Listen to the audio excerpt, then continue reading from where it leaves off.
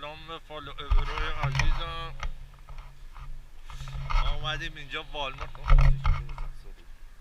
اومدیم اینجا والمارت استراحت کنیم که فردا حرکت کنیم بریم سمت برنینگمن. اینم تراکمونه، اینم آرویمونه. خودم سالی داداش پرچمت بالاست. تمام این تراکایی که میبینید